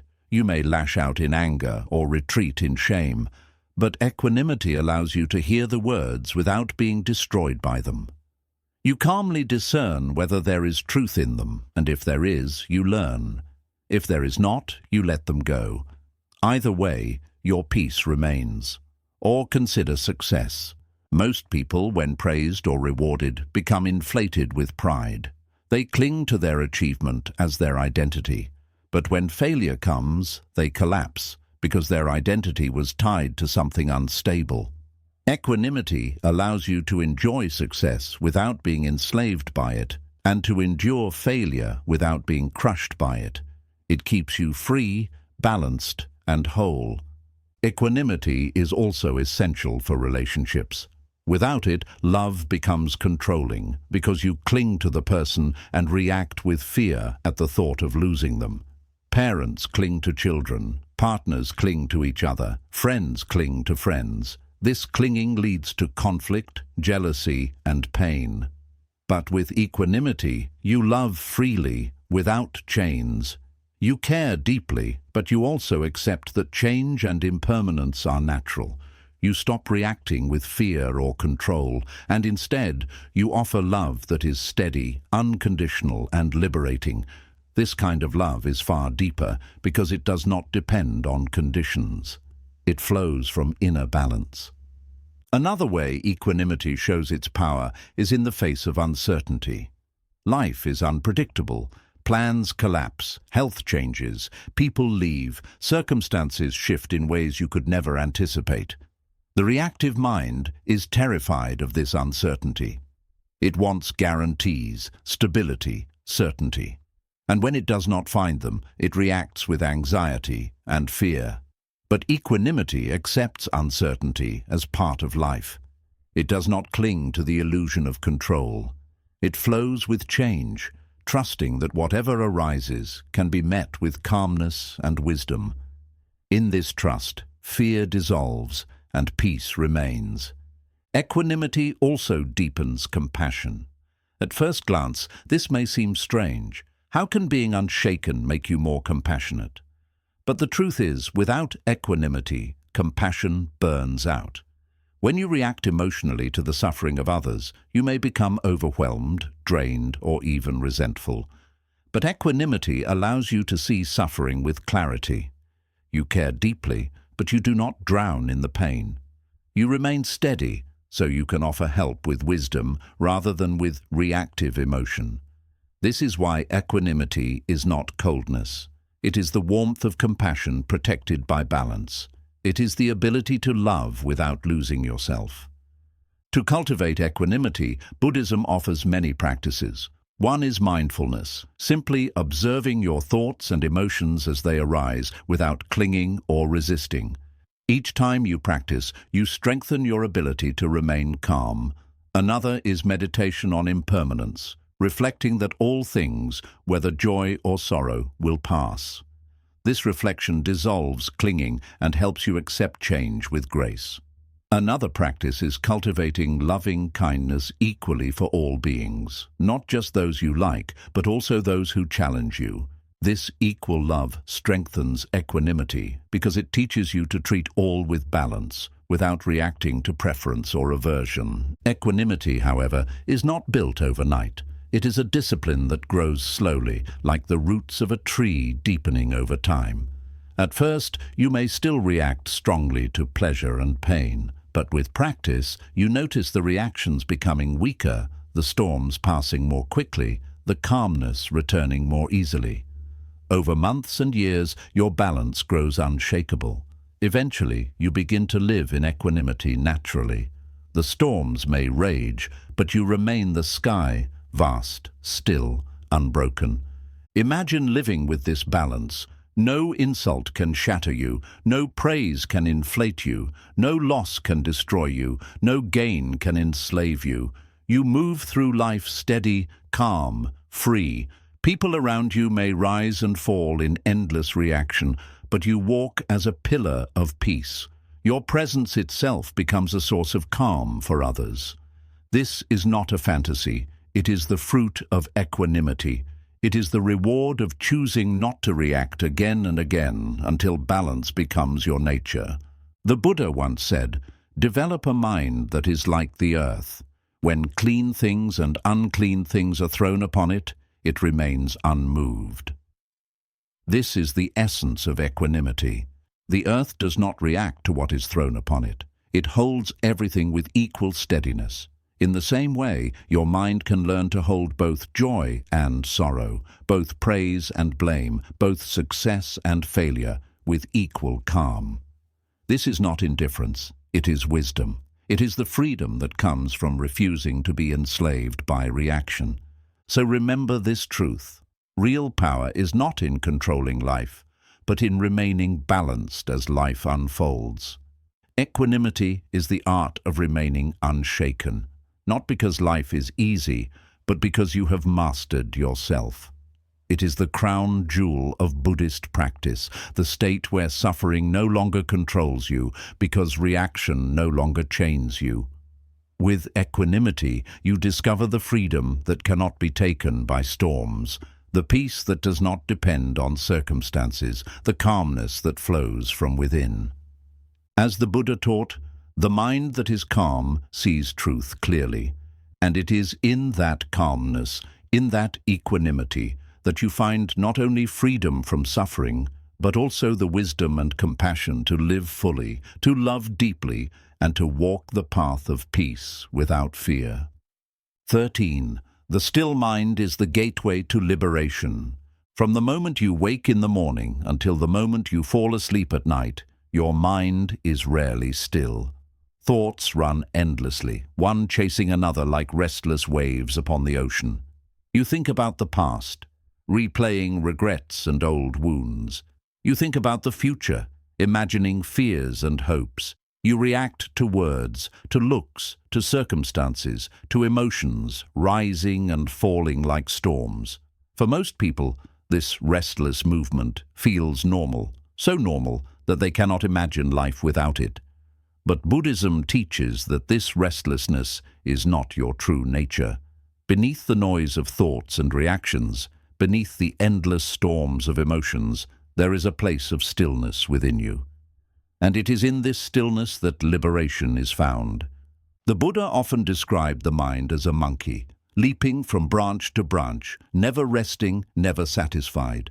This restless mind creates endless suffering because it is always reacting, always clinging, always fearing. A restless mind is like muddy water. The more it is stirred, the less you can see. In the same way, when your mind is stirred by constant reaction, you cannot see life clearly. You mistake shadows for truths, illusions for reality. But when the water is left alone, it settles and clarity returns. The still mind is like clear water. It reflects truth as it is, without distortion. And it is only in seeing clearly that liberation becomes possible. Why is stillness the gateway to liberation? Because reaction is the chain that binds you, and stillness is the key that breaks it. When you are restless, you react automatically. Someone insults you, and before you know it, you are angry. Desire arises, and before you pause, you are chasing it. Fear appears, and before you breathe, you are paralyzed. This is bondage, not by others, but by your own uncontrolled mind. But in stillness, the chain of reaction weakens. A thought arises, but you do not chase it. An emotion appears, but you do not become it. A fear stirs, but you do not feed it. You remain still, watching as all things rise and pass. And in this watching, you realize something extraordinary. You are not the thought. You are not the emotion. You are not the fear. You are the awareness behind them. This realization is the first step toward liberation. Imagine sitting by a river, watching the water flow. The leaves, twigs, and ripples pass by, but you remain on the bank, observing. This is the essence of stillness. Your thoughts and emotions are the river, always moving. But your awareness is the bank, steady and unchanging. When you identify with the river, you are carried away endlessly. But when you root yourself in the bank, you remain free, no matter how strong the current. Liberation comes when you learn to remain the observer, not the prisoner of the flow. This stillness is not indifference, it is wisdom. Many people fear that if they stop reacting, they will become passive, lifeless, or cold. But true stillness is not lifeless. It is life at its fullest. When your mind is still, you see more clearly, you feel more deeply, you act more wisely. Reaction clouds your vision. Stillness reveals the truth. Reaction weakens your strength. Stillness makes it unshakable. Reaction chains you to suffering. Stillness frees you into peace. Think of anger. When someone provokes you, anger rises like fire. If you react, you feed the fire, and it burns you and others. But if you remain still, you see the anger for what it is, just energy rising and falling. You do not fight it, you do not feed it, you simply let it pass. The fire dies on its own, and you remain untouched. The still mind is like a lake that reflects fire without being burned.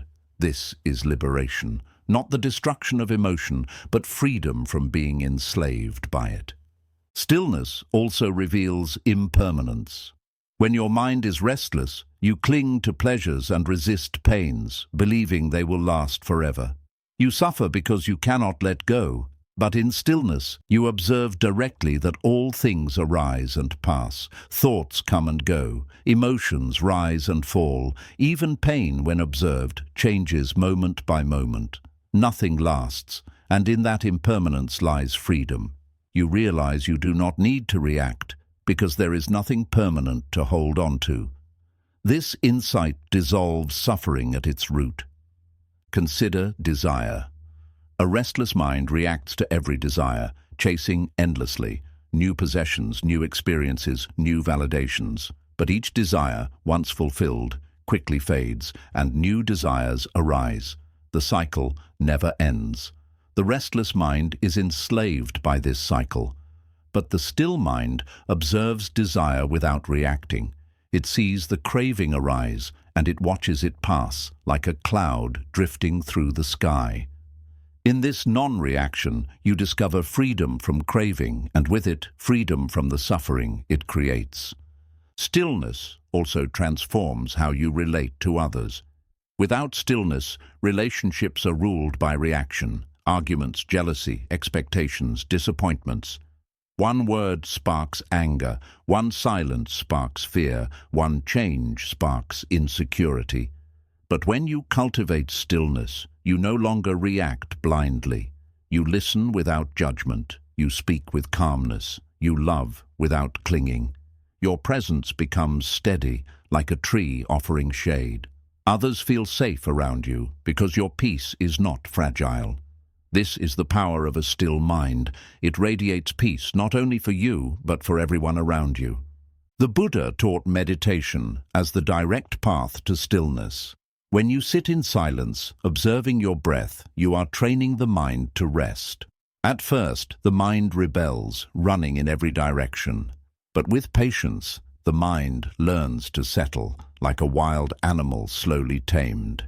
Each time you bring your attention back to the breath, you strengthen your stillness. Over time, this stillness grows strong enough to carry into daily life. You face challenges without reacting. You face emotions without drowning. You face life without fear. This is why meditation is not just a practice, it is the training of liberation. Stillness also connects you to compassion. When your mind is restless, you see only your own pain, your own desires, your own fears. But when your mind is still, you see others clearly. You recognize their suffering, and compassion arises naturally. This compassion is not reactive, it is steady and wise. You do not pity others, nor do you become lost in their pain. Instead, you respond with strength, offering love without being drained. The still mind is like a calm lake that reflects the suffering of others without being disturbed, allowing you to help them without losing yourself. On the deepest level, stillness reveals the nature of the self. In restlessness, you identify with every thought and emotion. I am angry, I am sad, I am afraid. But in stillness, you realize, this is anger, this is sadness, this is fear. You see that these are experiences, not your identity. You realize that you are not the storm, you are the sky that holds it. This insight is liberation, because once you stop identifying with passing thoughts and emotions, they lose their power over you. You are free. Imagine living in this freedom. Pain may come, but you do not suffer endlessly, because you do not react. Fear may arise, but it does not chain you, because you see it clearly. Desire may stir, but it does not enslave you, because you let it pass.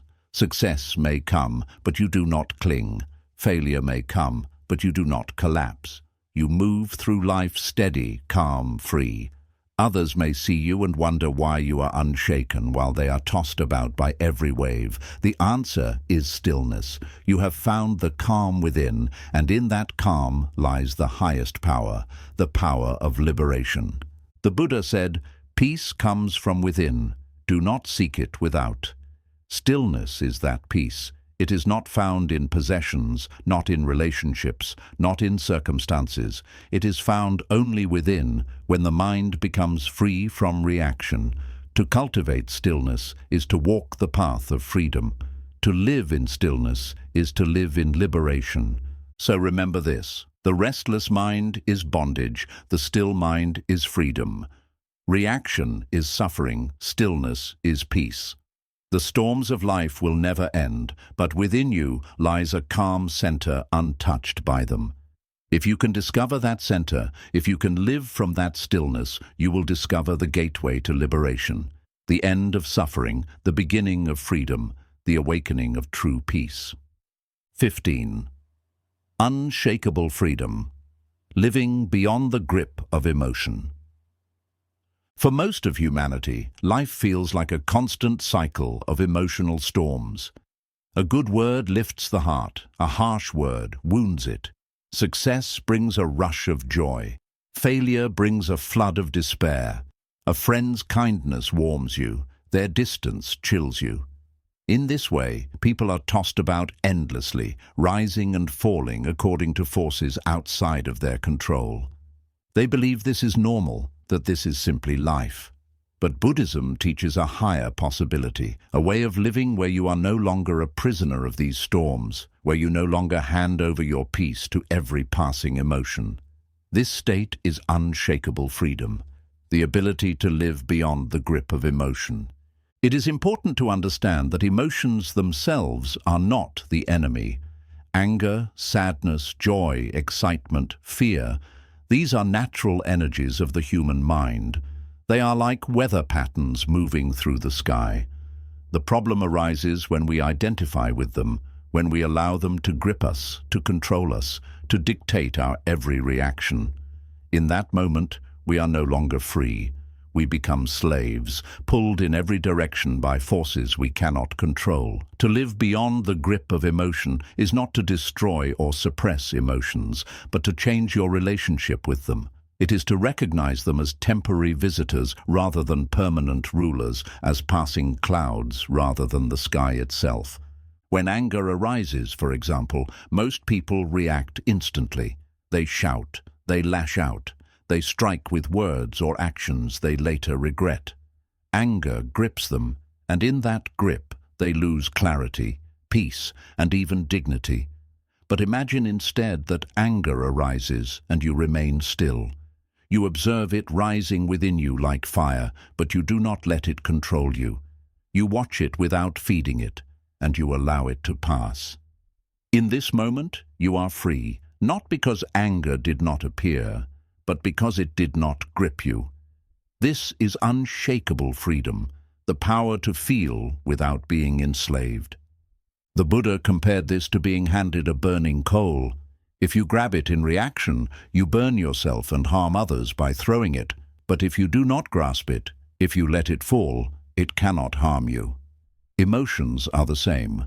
When you grasp them through reaction, they burn you. When you let them pass, you remain untouched. Living beyond the grip of emotion is learning to hold the coal without burning, to watch the fire without being consumed. Consider also joy and pleasure. Most people cling to joy desperately, fearing its loss. They react by trying to control circumstances, by grasping at people or possessions to keep the feeling alive. But clinging creates suffering because joy is impermanent. It always changes. Living beyond the grip of emotion means enjoying joy fully when it arises, but without clinging. You let it pass naturally, knowing that peace does not depend on its presence. This balance allows you to live with deep appreciation without fear of loss. Sadness and grief, too, lose their chains when you live this way. When loss strikes, sadness arises naturally. But if you react by resisting it, by saying, "This should not have happened," you create endless suffering. If instead you observe sadness as part of the human experience, if you allow it to flow without identifying with it, you discover a surprising truth. Even in grief, there is space, stillness, and peace. You are no longer shattered by sadness because you are no longer chained to it. You live beyond its grip, not because it does not exist, but because you have learned to hold it without being held by it. This way of living requires deep training. The mind's habit is to react, to cling, to resist. But through mindfulness and meditation, you slowly retrain your relationship with emotions. Each time an emotion arises, you practice pausing, you breathe, you observe, you remind yourself, "This is only a passing visitor. It is not who I am." At first, the grip feels strong. Anger burns fiercely. Fear shakes you deeply. Desire pulls you with great force. But each time you resist the urge to react, the grip weakens. Over time, emotions lose their power to enslave you. They may still arise, but they pass like clouds in the sky. And you, the sky, remain vast, clear, and untouched. This is the true meaning of freedom. Freedom is not doing whatever you want whenever you want. That is simply another form of slavery to impulse. True freedom is not being controlled by impulses at all. True freedom is walking through life steady and unshaken, able to feel fully yet remain free. This freedom is not given by the world. It is created within you. No one can grant it, and no one can take it away. It is the highest form of power because it is independence from the chains of reaction. Living beyond the grip of emotion also transforms your relationships. When you are enslaved by emotions, you hurt others with your reactions. Anger breaks bonds, jealousy poisons love, fear suffocates connection. But when you are free, your relationships become steady and compassionate. You no longer react to every word or action of others. You listen with patience, you respond with clarity, you love without clinging. People feel safe in your presence because your peace is not fragile. Your calmness becomes a gift, not only for yourself, but for everyone around you. On a deeper level, this freedom connects you to your true self. Emotions are temporary, but awareness is eternal. When you identify with emotions, you live in bondage. But when you rest in awareness, you discover who you truly are: the sky, not the clouds; the ocean depth, not the waves. This realization is liberation. It is awakening to the truth that you are not anger, not sadness, not fear, not even joy. You are the still, unshakable awareness in which they all appear and disappear. Once you know this, nothing can chain you again. Equanimity and stillness are the foundations of this freedom. They are cultivated through daily practice. Sit in meditation, observe your breath, and when emotions arise, simply watch them without reacting. In daily life, when provoked, pause and remember your inner stillness. Each time you succeed in not reacting, you strengthen your freedom. Each time you fail and react, do not despair. Use it as a lesson, a reminder of the path. Over months and years, the grip of emotion weakens until one day you realize you are free. Imagine living in this state. Someone insults you, and instead of anger, you feel compassion. Fear arises, and instead of panic, you feel calm. Loss comes, and instead of despair, you feel acceptance. Joy arises, and instead of clinging, you feel gratitude. Nothing shakes you, nothing enslaves you. You walk through the world steady, calm, free. This is unshakable freedom, the freedom beyond the grip of emotion. The Buddha said, "The mind is everything. What you think, you become." But to live beyond the grip of emotion is to realize something even deeper. You are not what you think. You are not what you feel. You are the awareness behind it all. This awareness is unshakable, untouchable, and free. And once you live from that awareness, you discover the highest joy, the joy of being free from suffering, free from reaction, free from chains. Every teaching we have explored, silence, pausing, observing emotions, conserving energy, surrender, compassion, equanimity, stillness, and freedom from reaction, leads us to one simple truth. The greatest battles of life are not fought against the world, but within ourselves. The enemies are not people, not circumstances, not fate. They are the storms of our own uncontrolled mind. Anger, fear, desire, jealousy, and despair are the forces that bind us. But when you learn the power of non-reaction, you discover that these forces no longer have chains strong enough to hold you. You discover freedom, not someday, not in another life, but here and now, in this very breath. The world tells you that strength is loud, that power is domination, that freedom is control. But Buddhism whispers a different truth. Real strength is silence. Real power is stillness. Real freedom is letting go. The man who shouts in anger is weak, because his peace depends on the words of another. The woman who clings desperately to joy is bound, because her happiness depends on what she cannot keep. The person who reacts to every rise and fall of life is a prisoner, because they have handed over the keys of their heart to the outside world. But the one who remains still when insulted, calm when praised, steady when challenged, that one is truly free. Think of all the lessons as a path, each step leading deeper into freedom. In silence, you learn to stop adding fuel to the fire. In the pause, you discover the sacred space of choice. In watching emotions like clouds, you stop mistaking them for yourself. In refusing to react, you extinguish conflict instead of feeding it. In protecting your energy, you begin to live with purpose. In surrender, you discover peace where resistance once ruled. In compassion, you learn to love without losing yourself. In equanimity, you become steady as the earth. In stillness, you find the depth of your own power. And in freedom from reaction, you walk beyond suffering into a life unshaken. This path is not easy. The mind will rebel. Old habits of reaction will pull at you.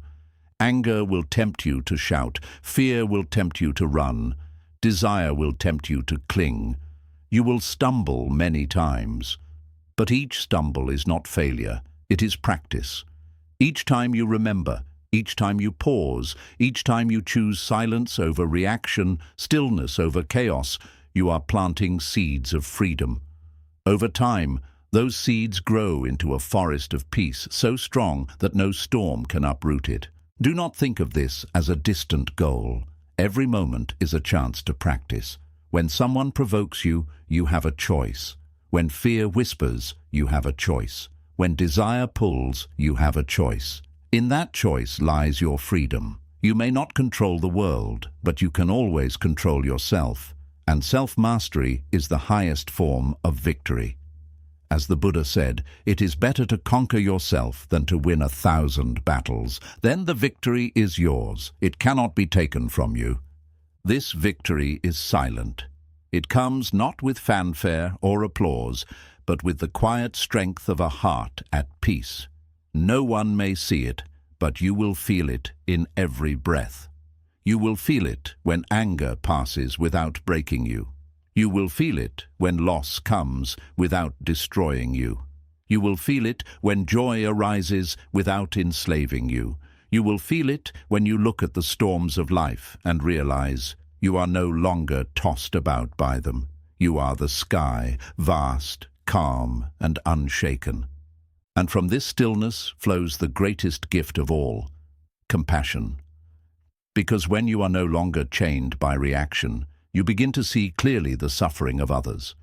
You see that their anger is born of pain, their cruelty of fear, their clinging of insecurity, and instead of reacting with more anger, more cruelty, more fear, you respond with understanding. Your presence becomes healing, your silence becomes wisdom, your stillness becomes strength for others. This is how non-reaction not only frees you, but also transforms the world around you. So, as we close, remember this. The storms will always come. Life will always bring insults, losses, changes, and challenges. You cannot stop the waves, but you can master yourself. You can stop reacting. You can remain still. And in that stillness, you will find a freedom that no one can take from you, a peace that no storm can break, a strength that no world can shake. The true power of not reacting is not in what you withhold, but in what you create. You create space instead of conflict. You create clarity instead of confusion. You create compassion instead of cruelty. You create freedom instead of chains. This is the silent victory, the victory of the one who conquers themselves. The Buddha did not promise a life without pain, but he offered a path beyond suffering. That path is before you now. It is not far, it is not hidden. It is here, in your silence, in your pause, in your stillness. Walk it step by step, practice it moment by moment, and you will discover what every awakened being has discovered. The still mind is liberation, the unreactive heart is freedom, and the silent soul is unshakable peace.